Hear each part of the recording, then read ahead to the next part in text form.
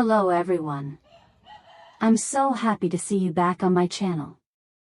Today, I'd like to invite you to return to a familiar journey, following the life of the single mother, Lythica, to discover a small corner of the countryside. Here, you'll hear the rooster crowing at dawn, the bamboo groves rustling in the wind, orchards heavy with sweet fruit, and the lively village market filled with laughter and chatter. Every scene, every sound carries a simple yet heartwarming charm, bringing us back to the peaceful days of childhood. Through today's lens, it's not only about gardens and markets, but also about fragments of everyday life. Lythica quietly shoulders the role of a single mother, raising her child with all her love and strength. Yet amid these hardships, she finds a sweet source of comfort, the simple but sincere love with Hùng, a village policeman. That love is like the morning sunlight, filtering gently through the leaves, warming the heart of a woman who has endured many storms. And, just like countless stories from the countryside, this love is both rustic and profound, holding within it many unpredictable twists of fate. Join me in today's episode to fully feel the serene atmosphere of the countryside, while also witnessing the new developments in the beautiful yet challenging love story of Lythica and Hùng. As dawn broke, a thin mist like a white veil still lay over the vegetable beds. Lythica, together with her foster mother, Baha, whom everyone in the village affectionately called Motherha, carried 2 bamboo baskets down the small path to the dragon fruit orchard behind their house. The winding dirt road was lined with wild grass, each blade sparkling with dew like tiny gems.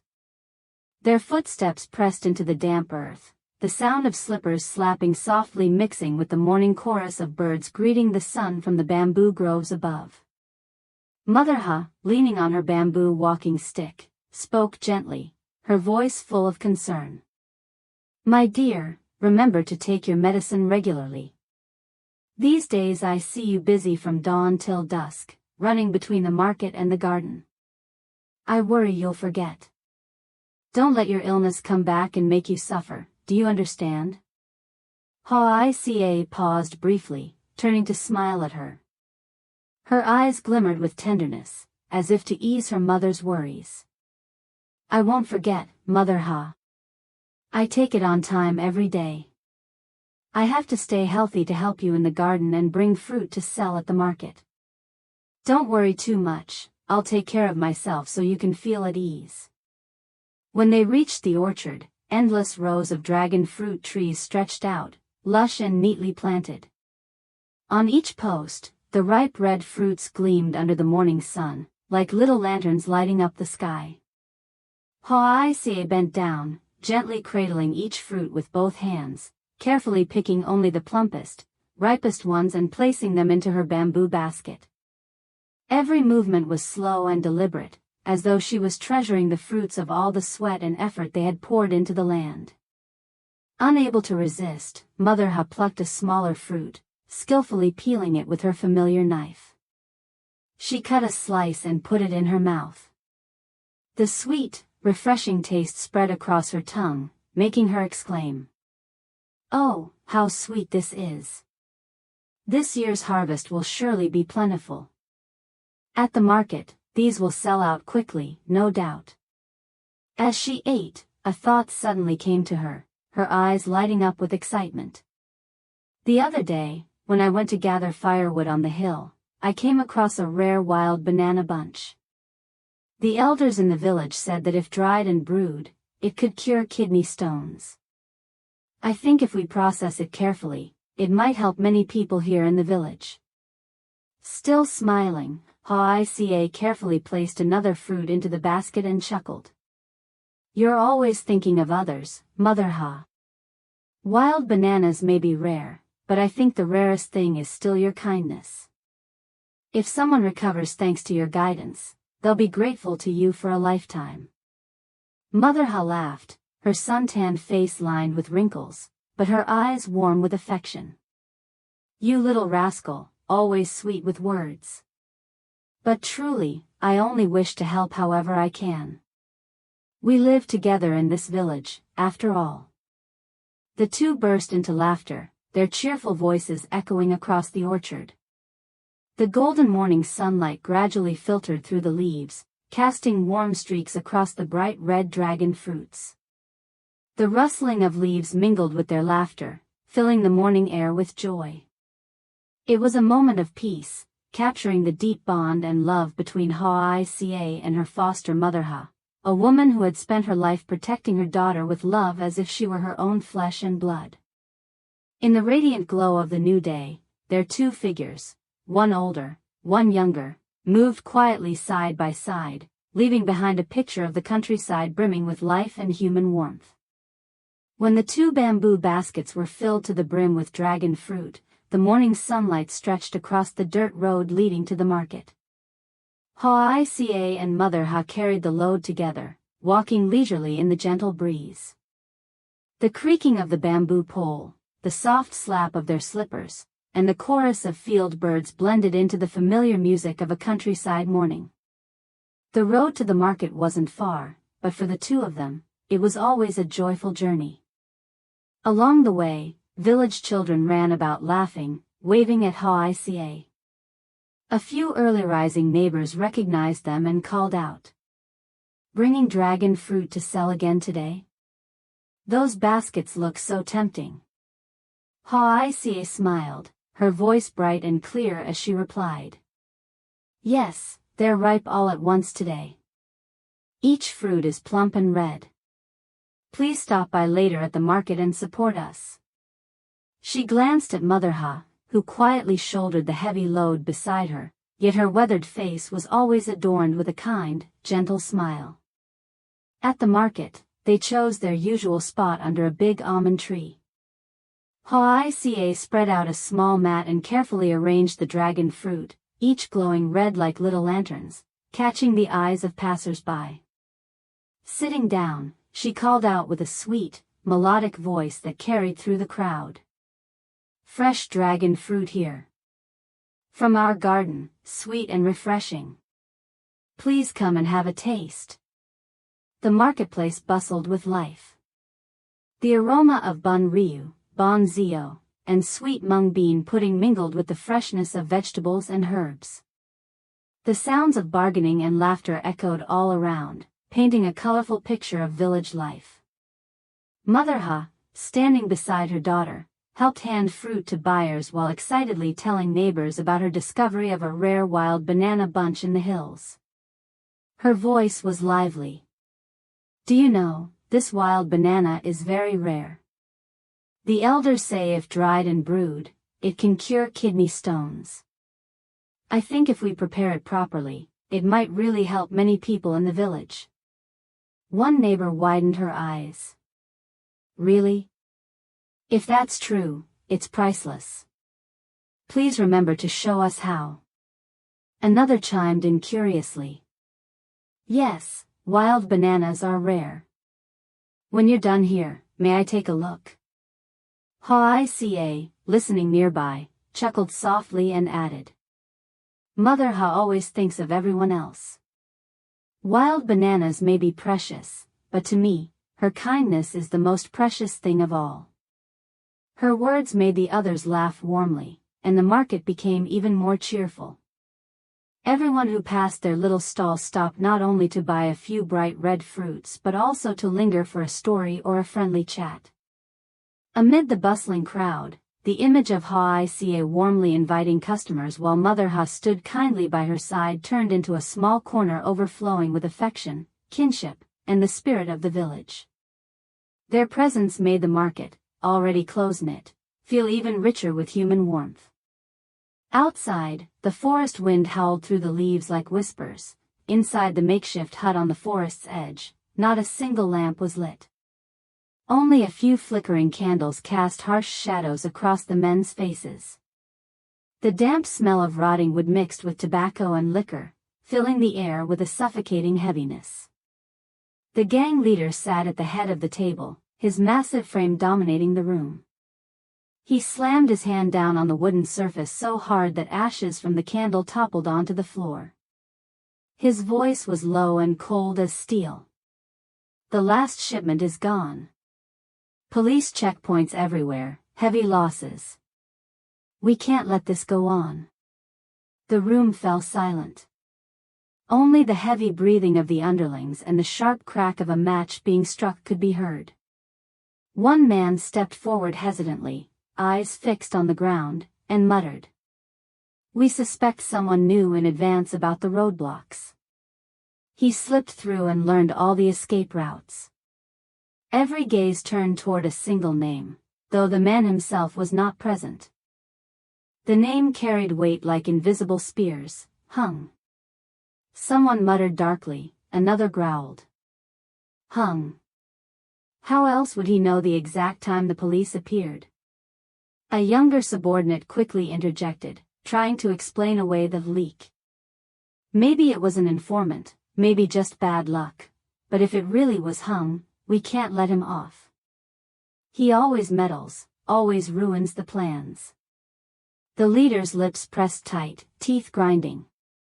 His face flushed red with fury, looking ready to explode. He works alone, likes to disrupt. If we let him keep blocking us, our business is finished. This time, we strike. His words were like sparks dropped into dry tinder. Murmurs turned into crooked laughter, cold eyes flashing around the room. An older henchman poured liquor into his cup, lifting it as if making a vow. If we don't make it big, he won't take us seriously. But we must be careful, one mistake, and disaster comes knocking. The debate grew heated. They discussed plans, but most ideas remained vague. How to teach Hung a lesson, how to ensure he would no longer be a thorn in their side.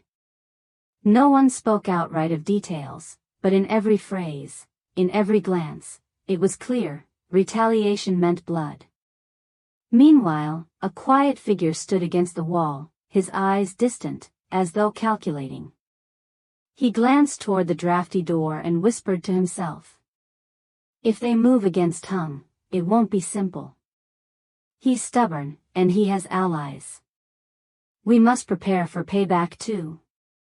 The leader cleared his throat, his voice colder than ever. I don't care about individual risks. All I need is the route. If you're not with me, step aside. This is the last chance.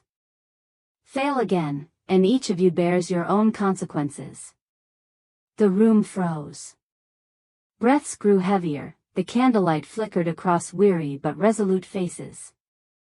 They exchanged glances, men driven by ambition, frustration, and the fear of loss, and silently agreed, action was inevitable. Laughter laced with malice cracked the tension. Bitter words mingled with veiled warnings. As the meeting drew to a close, the leader rose, his shadow stretching long across the old wooden floor. Prepare carefully. No rushing. This time, do it clean, let Hung see who we are, let him learn the price of crossing us. They dispersed in pairs, their silhouettes swallowed by the night, their footsteps fading into the wind's roar. The hut returned to silence, only the faint sputter of dying candles and the lingering smell of liquor remained. On the other side, Hung remained unaware. Darkness outside was closing in, piece by piece, and in the heart of the forest, an invisible trap was being woven, waiting for the moment to snap. While, at the forest's edge, the smugglers were secretly plotting their schemes, a completely different atmosphere was unfolding at the commune hall. The hall was spacious yet modest. Its old tiled roof creaked with every gust of wind, and the half-open windows let in beams of morning sunlight, making the dust sparkle in the air. On the walls hung faded red banners, bearing strong slogans about building a new countryside, unity, and the fight against social evils. Wooden benches were crowded with villagers, some in worn brown shirts, some in conical hats, others cradling babies in their arms. Their faces showed both anticipation and worry, knowing that today's meeting would touch on matters deeply tied to their daily lives. At the chairman's table sat Comrade Min, a long-serving commune officer with a clear, resounding voice and a dignified bearing. Beside him was Hung, the young police officer, his sun-darkened face showing the years of working closely among the villagers. Next to him sat a newcomer who drew many curious glances, a freshly graduated economics student, petite in stature, her hair neatly tied, her bright eyes shining with youthful enthusiasm. Once the room settled, Hung stood up, adjusted the crackling microphone, and spoke with clarity that carried across the hall. "Dear villagers, today I'd like to introduce Miss Mai. She has just graduated in economics and will be working with us to promote awareness on economic development, poverty reduction, education, and most importantly, preventing smuggling, a problem troubling our area. We hope everyone will support her so she can fulfill her duty well." Applause broke out, not loud, but steady and warm, like a heartfelt welcome. An elderly man with a cane nodded slowly, his clouded eyes glinting with trust. A few curious children clung to their mothers, wide-eyed at the new teacher, whispering questions to each other. Comrade Min opened his notebook, reading in a calm yet firm tone. "Our village still has much to do. The roads are damaged, making it hard for children to attend school. Many families remain poor and need support. Early marriages continue, with girls as young as 14 or 15 forced into family burdens. Most serious of all, smuggling grows more sophisticated, creeping even into our villages, directly affecting our lives. We cannot ignore this, and we cannot remain silent." Murmurs rose.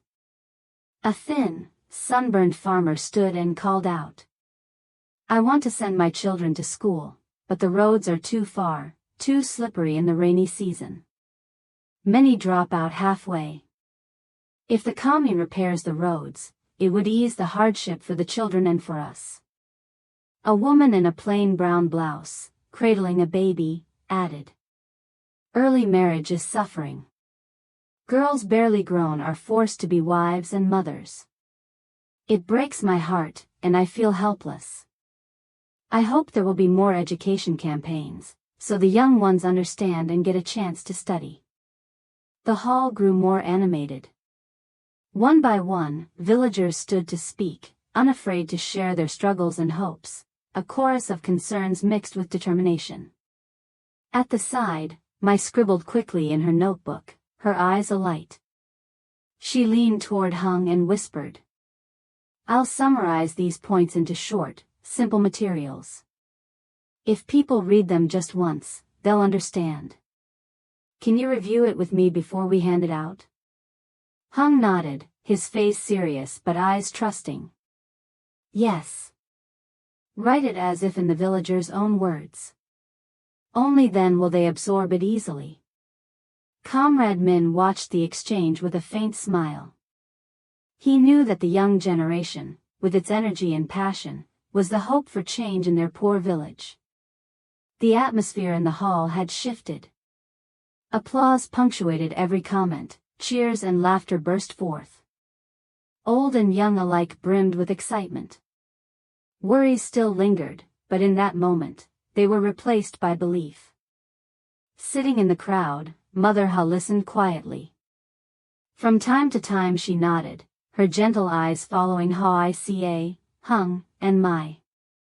In her heart swelled a strong conviction: this younger generation would bring good change to the countryside, no matter how rough the road ahead. As the meeting ended, the hall thundered with lively applause. Villagers slowly filed out, each carrying home a small flame, the flame of hope. The hall remained simple, its old roof still creaking, life still hard, but in that moment, everyone felt, a brighter tomorrow was drawing near. That afternoon, the sky turned a crimson red. The sun slowly sank behind the old bamboo groves, leaving streaks of light fading like blood smeared across the horizon. Flocks of late birds rushed back to their nests, the flap of their wings blending with the whispering wind across the fields. A strange stillness spread through the air, carrying with it an ominous warning for those who passed. Hung left the commune hall with thoughtful steps. Paper dust still clung to his shoulder, and in his ears lingered the echoes of villagers' laughter and lively discussions. He felt relief that the meeting had planted seeds of trust among the people, yet the worry about lurking schemes never left him. What he didn't know was that, on this very evening, danger had already set its trap, waiting for him just ahead. On a deserted dirt road near the forest, the gang had been waiting. They carried clubs and knives hidden in their sleeves, exchanging tense glances in the dim light of dusk. Logs were laid across the path, and large stones rolled into the way, resembling the aftermath of a landslide, but behind that illusion lay a snare. They crouched in the dense weeds, bodies pressed low. Their breath came heavy, hearts pounding fast, eyes glinting with cruel malice. One whispered, his voice trembling with both fear and hatred. "If we don't bring him down this time, we're finished." The boss, his towering figure looming like a phantom, stood behind them. His cold eyes narrowed, and he hissed each word. "Strike. Fast. Clean. Leave no witnesses." The order froze the group. The air grew thick, taut like a drawn bowstring. Outside, cicadas droned, insects chirped, a sinister soundtrack for the crime about to unfold. Hung walked calmly down the familiar dirt road. Evening wind rustled through the bamboo, their leaves clashing like forest whispers. Gravel crunched under his slippers. He frowned slightly at the sight of logs blocking the way, unease prickling in his chest. Before he could react, shadows burst from both sides of the thicket like a pack of hungry wolves. "He's here!" One of them shrieked, the high-pitched voice cutting through the empty path. Shouts erupted, weapons swung violently, slicing the air with chilling force. The mob surged forward like a raging flood, engulfing Hung. He reacted instantly. With trained reflexes, he spun aside from the first strike, shoved an attacker's arm away, and delivered a crushing punch to a thug's chest, dropping him to the ground. Another charged with a club, but Hung blocked, twisted the man's wrist, wrenched the weapon free, and struck back with precision. Clubs clashed with sharp cracks, shouts mingled with the hiss of air and the sound of ragged breaths. Surrounded, Hung fought fiercely, every punch and kick strong and exact. Within moments, 2 or 3 lay fallen. But their numbers were overwhelming. Like waves, they came at him, again and again. Sweat streamed down his face, soaking his shirt, dust clung to his skin, but his eyes still blazed with unyielding resolve. He thought, "If I fall today, who will protect the villagers?" The fight dragged on, his breath grew heavy, his body staggering as the circle closed tighter. From behind, one thug crept close, raised a club high, and brought it down with all his might. Crack! The blow landed square on his temple. Agony burst through Hung's skull, his vision blurred. Blood gushed, streaking down his face. He staggered, forcing himself to stay upright for a few seconds longer, eyes still burning with determination. Then his body collapsed heavily onto the hardened dirt. The thud echoed like a hammer striking the earth. Blood pooled from his head, seeping into the cold ground. Dusk dimmed into a mournful gloom. The gang froze. Their ferocity vanished, replaced by terror. One stammered. "Dead, what if he's dead? He's the police." The boss clenched his jaw, his face pale. His voice lacked its earlier force, but he barked anyway. "Don't stand there. Move. Now." Panic swept them. They scrambled away, abandoning their weapons, trampling over each other in their desperate flight. Their footsteps faded into the forest.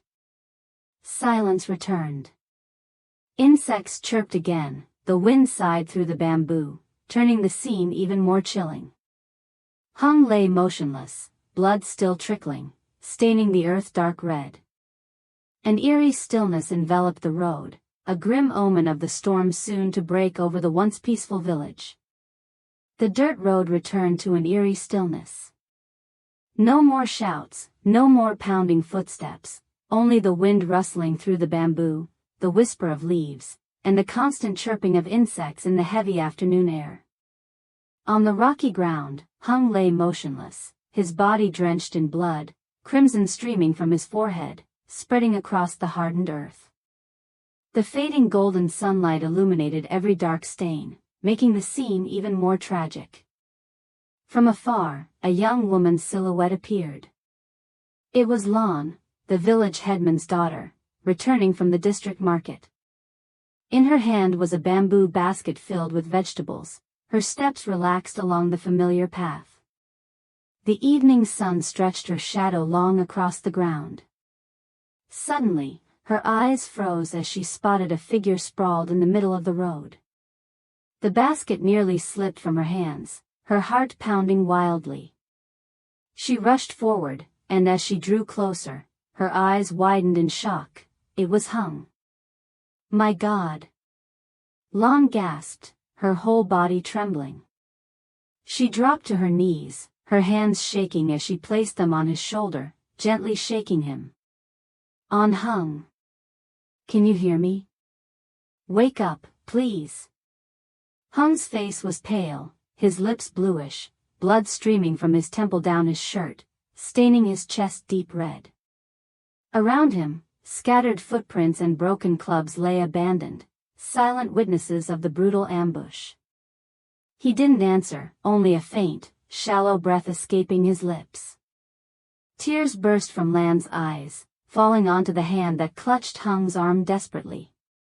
"No.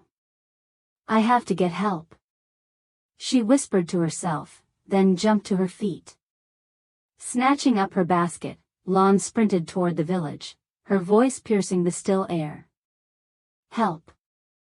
Somebody help! Hung's been attacked. Come quickly!"